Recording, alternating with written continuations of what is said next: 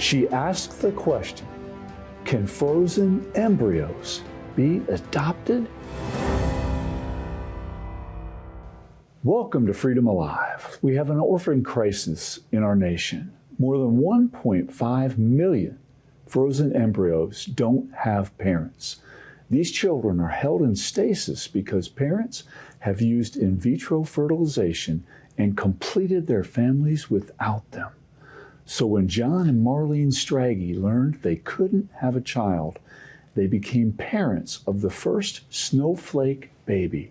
Marlene joins us today to share her story and how she has encouraged others to pursue this type of adoption. I'm thankful to again be joined by our co-host, Matt Staver from Liberty Counsel. And Matt, this is a real concern. It's a remarkable issue. In the United States, about 1.6% of all births now stem from in vitro fertilization procedures. So what is the fate of these children? Well, this is a real serious question, and I know we're going to go through a lot of this issue. There are people that struggle with infertility, and people oftentimes turn to in vitro fertilization, IVF. And there's a debate right now going on in Congress about whether Congress should pass a bill that actually funds more IVF, which I don't think we should do that, and you'll find out why as we talk about it on this program. So there's a lot of moral issues that deal with that we have to address, and there's also a lot of physical issues. What does this do to the baby? And what are we doing creating human beings and putting them in cryogenic freezers? This story that we're going to be talking about with Marlene is an amazing story because she had the first adoption of a baby frozen in a cryogenic freezer from IVF and gave birth to her daughter. So she actually has a message for people to adopt those babies that are in these cryogenic freezers created by IVF. Fascinating. We cannot wait to bring this issue to you. Our Freedom Alert, brought to you by Liberty Counsel, is next. California abortion pill law kills children and harms women. Governor Gavin Newsom signed a bill into law that will ensure more women are harmed by chemical abortion pills. It provides no accountability by allowing anonymous prescriptions of abortion drugs. It helps circumvent pro-life laws in other states with the interstate mailing of abortion pills with unprecedented shielding of abortionists from legal repercussions. Basically, this law is about propagating a culture of death and protecting the profits of abortion businesses over the lives and health of women and the unborn. Many women will end up in emergency rooms suffering from medical complications with no legal recourse. The Comstock Act, which is largely unenforced today, should be enforced to protect women and the unborn and to keep state pro-abortion laws from undermining pro-life laws in other states. Up next, Matt's interview with Marlene Strege. It's my pleasure to welcome a very special guest, Marlene Strege. She and her husband, John, were the first couple to adopt a frozen embryo. So we're going to be talking about this amazing experience regarding her daughter and her experience in the IVF issue with regards to so many frozen embryos that are continually being frozen. Welcome to Freedom Alive, Marlene. Thank you for having me. Your story is amazing because you and your husband, John, were the first couple ever to adopt a frozen embryo. Before we talk about what that is, how were you moved to actually do this process to actually adopt a frozen embryo that was created by in vitro fertilization, or IVF? Right. So my husband and I had been through infertility treatments in 1997, and the treatments continued to get more and more high-tech as we progressed. But we reached the stage where the doctors suggested in vitro fertilization, and we were uncomfortable with this because we knew they were going to create many more embryos than we could possibly parent. So I was just very uncomfortable actually with the remaining embryos, what would happen to them. And the doctor said, oh, we freeze them for future transfers. What they failed to tell me at that time was only 50% survive a freeze and a thaw.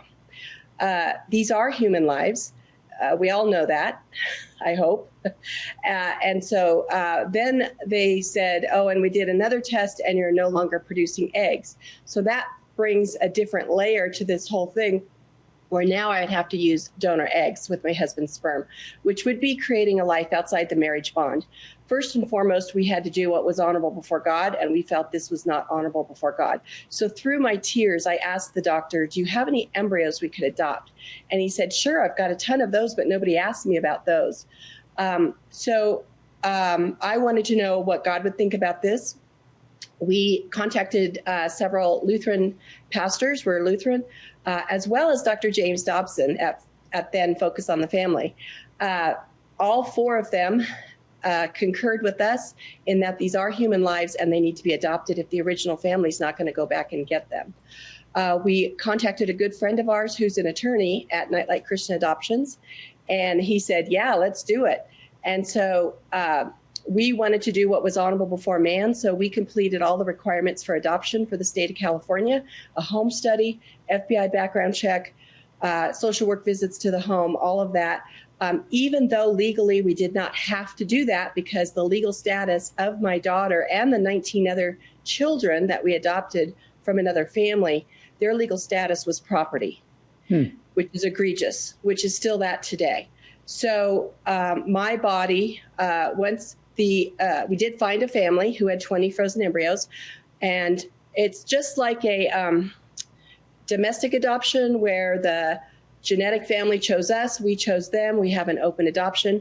It's much different than a donor program, which we could do at the time through our doctor.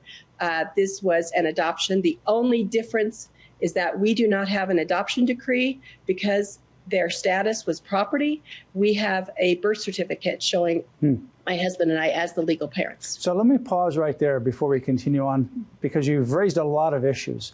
We want to get into IVF and what's happening to these babies that are frozen. And frankly, it's shocking what we see happening. And there's, 1.5 million, maybe more, that are actually in cryogenic freezers.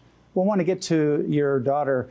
How long was she in a cryogenic freezer before she was implanted? But you said something that was very interesting. In a normal adoption, you did all of the things that you would normally do in adoption, but you didn't have to. You just did it voluntarily because that's what you would do in a typical adoption.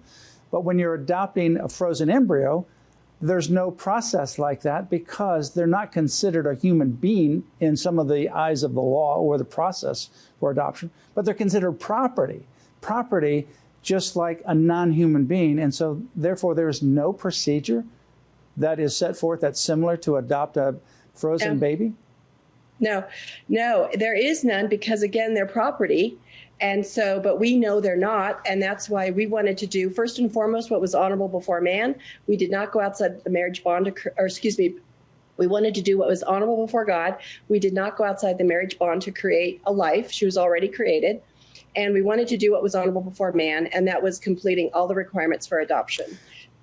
So let me ask you this. So if they're property, then that's how they're treated. And then you have a divorce situation, for example. Just like you dispose of or you distribute or redistribute property, that's what happens to these babies as well. You can either redistribute them, somebody can throw them away, or you can just forget about them and just they stay there in this cryogenic state in a frozen freezer. Absolutely. They can be donated to research for embryonic stem cell research. They can be discarded. They can be, thawed and allowed to die. They can donate them back to their doctor, who then uses them in his practice. But again, because of HIPAA, you can't know anything about the family, where they come from, which is a huge issue for the children born. They don't know who they can date. Particularly if they've used... Because they don't know their relationship to their future spouse, for example. Exactly. And especially if the original couple used donor sperm or donor egg, those people who provide that are used multiple times. So you don't know, especially for sperm donors, who you can date, Wow. So it's a huge issue for the children now. Well, your husband, John Strege, he wrote a book called A Snowflake Named Hannah. It's an amazing book. I want to read from a portion of it a little bit later. But now you're going through the adoption process. You adopt your daughter, whom you name as Hannah. Tell us about the process. How did that happen? And you mentioned that this family that you're adopting from has 20 frozen embryos? Yeah, they had 20 remaining frozen embryos from their IVF treatments. And it's just like a birth mom. They could not parent any more children, just like a birth mom can't parent any more children. So once the paperwork was signed, we had adoption agreements. Then they had 3 days to change their mind.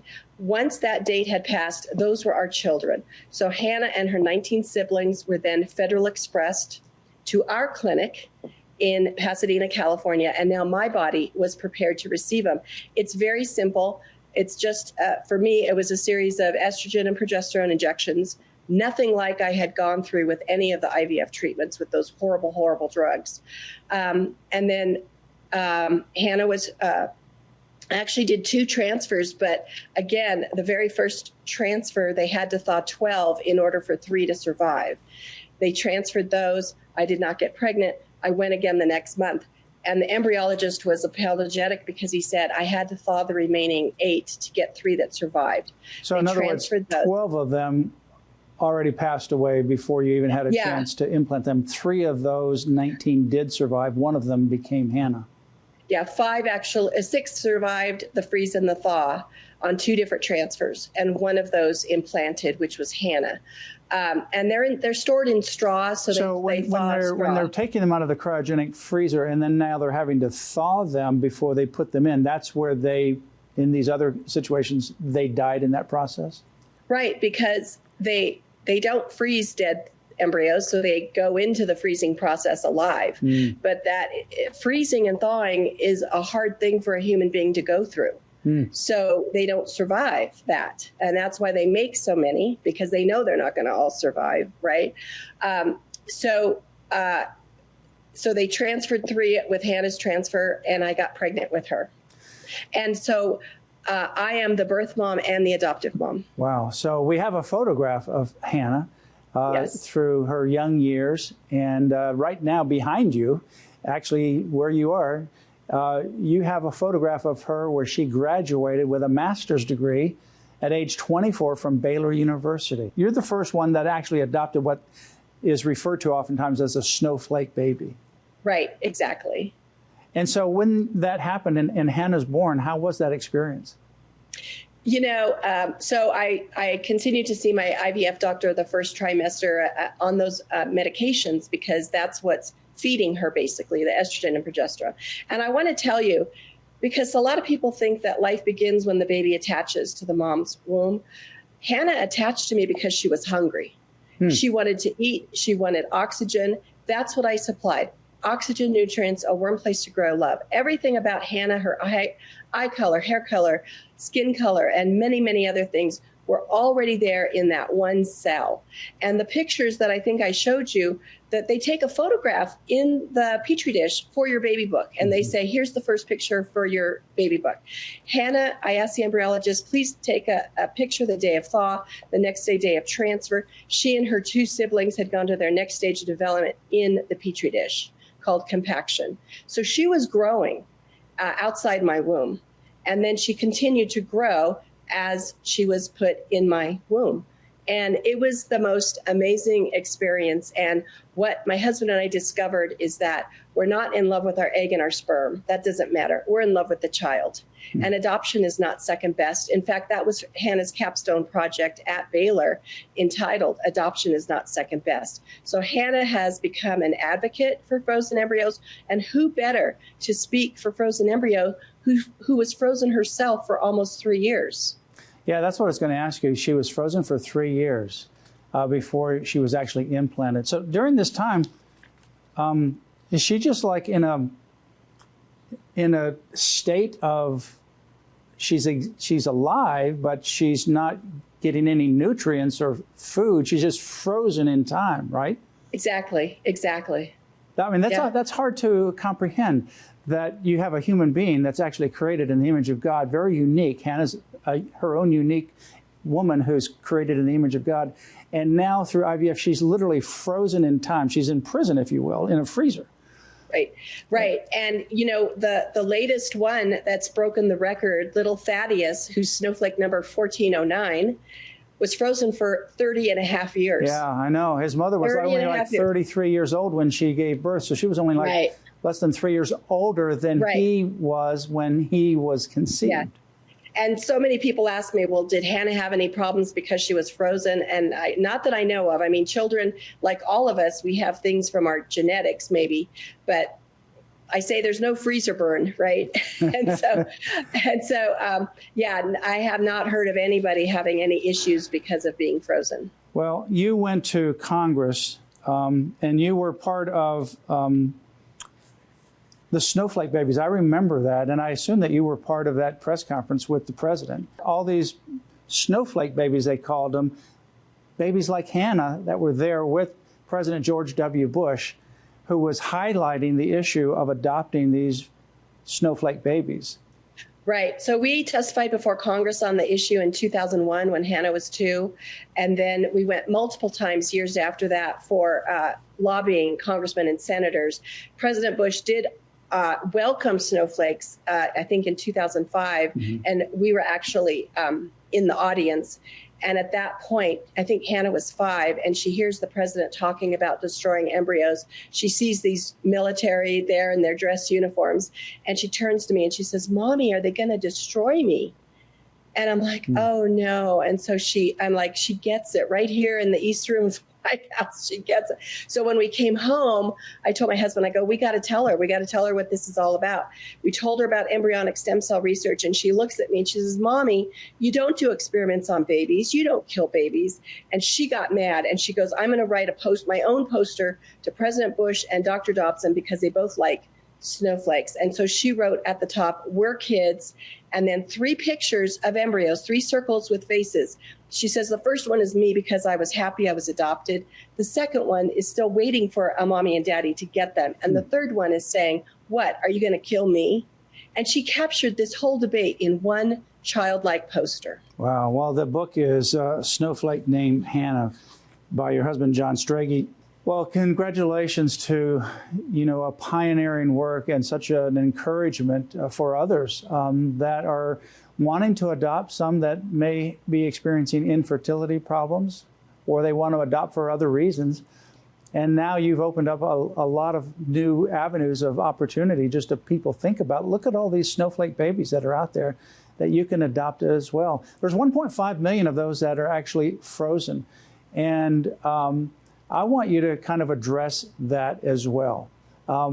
This particular issue, you decided you didn't want to go down the IVF path because you saw some of the moral and biblical implications of creating a human being. And what they do is they fertilize more than what's necessary, knowing that many of them will not make it.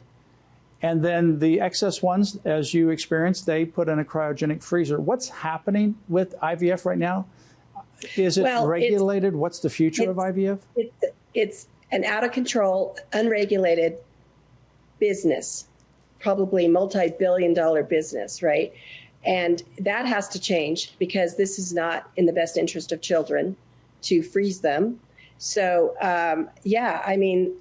I guess I don't know why people would do IVF when there's so many babies that could be adopted. And it's a wonderful, wonderful thing to adopt these children. We need to have some laws in place. We need to have some regulation because they just keep creating more. And it's just, we have an orphan crisis in our country right now. And then the placing family has to make that decision for their remaining embryos. Are they going to place them for adoption? Are they going to continue to pay the fee to keep them frozen? We know people that I think their embryos are probably 30 years old. They cannot make a decision, right? But if they could see Hannah, talk to Hannah, she has a great life and it was God ordained. Dr. Dobson asked to be her godfather when she was 5 months old. She had a wonderful connection and friendship with him. She is now, that is her platform now, and she is really stepping out and speaking up and speaking out. We did an amicus brief in a divorce situation in Texas. Again, those embryos are treated as property. We were asking the court to remand it back to the lower court that decides custody and not property. And that's how those should be treated. I know Dr. Dobson has been a big supporter from the very beginning. He was one of the people that you originally reached out to for counsel. And he became the godfather, godparent, if you will, of Hannah. And he now is looking at all of us here in heaven, and Hannah will certainly see him. We'll all see him. He was an amazing individual, a pioneer, and a real stalwart for the faith. But in this particular area, just to let people understand, I know there's people that have different views on IVF, and part of it is because of infertility. You want to be able to have a baby, and so you're not able to have a baby. In fact, there's a couple in our ministry, Liberty Council, that were having infertility issues. But instead of IVF, they didn't do the IVF adoption. They didn't want to do IVF because of the pro-life moral implications of IVF, as we've already talked about. But they've gone through another path. They're now having, just recently, their second child in a natural way. So they've pursued natural ways, and it didn't just come very easy to them. But there's other people that just, like yourself, you run into a dead-end road. So what do? And people then want to turn to IVF. But the consequences of IVF, I think I just want people to pause about and think about. Because what you're doing is you're creating another human being, and that human life begins at the moment of conception. If we are pro-life and we believe life begins at conception, and it doesn't matter where that life begins, whether it's in a petri dish or whether it's in the womb. That life is a unique human being when the sperm and egg meet, and you have that brand new, never created before human being that's very unique. Life begins there. Now, what do we do with that life? And unfortunately, there's very little regulation in these IVF clinics. And there's also problems with people who they fertilize too many eggs and they can't implant them, like the parents of the ones with Hannah and her siblings. Or they go through a divorce, or they forget about them, and or they have to pay rent, if you will. If they have to pay for that cryogenic freezer every year, and they can't afford it after a while. So they're stuck there, 1.5 million. What would you want to say to people that are watching in terms of encouraging people not to only learn about this issue, but also to reach out for those who are wanting to conceive and pursue the route of adopting a snowflake baby? You know, every single snowflake mom I speak to, they say if they could magically go back in time and somehow have a biological child instead of their adopted child, they'd say absolutely not. This is our child. And you have to come to that point where you say adoption's not second best. This is our child. And so it's an amazing process. We have an amazing group of snowflake families that we get together every year, and our kids meet. And there are several different organizations now that do embryo adoption. So I say pray about it, see where God has your child, and then pursue embryo adoption. I just don't see why you have to do IVF, because, again, it's this wonderful process that my husband and I went through when we said we're not in love with our egg and our sperm.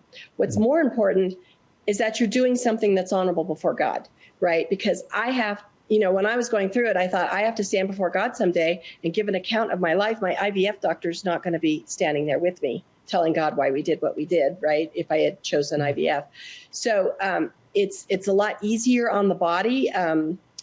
It's so much easier than the drugs, and those drugs, maybe aren't all that safe either. You really have to check into those.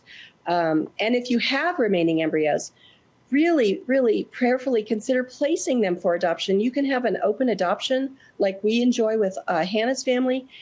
And it just might sound scary, but it really isn't scary. And to watch that child grow, or children in their adoptive family, must be such such an amazing thing for you to do. Well, thank you for your voice, Marlene, because you have been a pioneer in this area. The first family, you and John, your husband, adopting the first Snowflake baby. That's amazing. And we thank you for being a pioneer and blazing the trail. The book of your husband that your husband wrote about your experience is called A Snowflake Named Hannah. And you can buy this book on Amazon. A Snowflake Named Hannah. Very compelling story. And the subtitle is Ethics, Faith, and the First Adoption of a Frozen Embryo. Marlene, thank you for joining us. And God bless you and John, your husband, and Hannah, as she continues to pursue her calling that God has on her life and be a voice around the world on this critically important issue. Thank you so much for having me. Matt, watching this, I'm reminded of our own situation. My wife and I have adopted a young girl from Russia in 2009. She's now 23. She just graduated from nursing school. She's a nurse.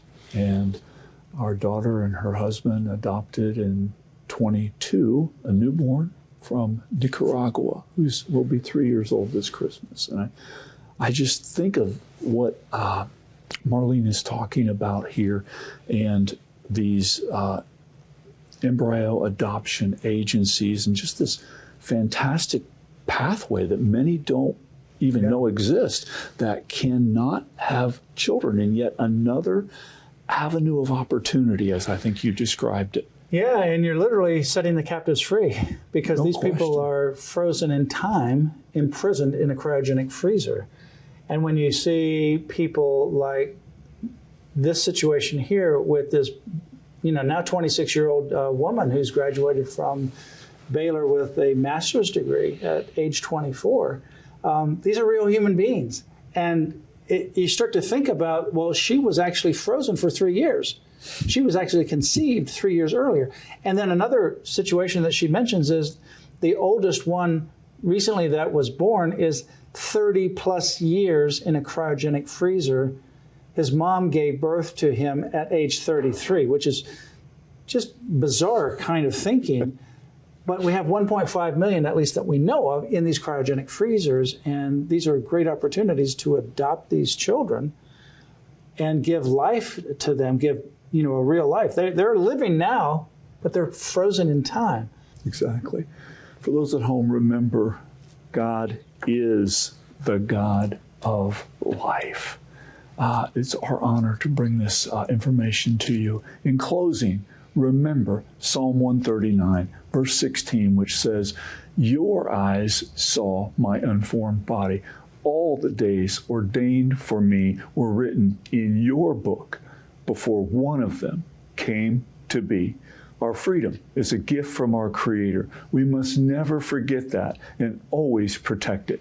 Join us here next time. You'll hear victories as well as ways you can stand up for your priceless freedom. Join us again for Freedom Alive.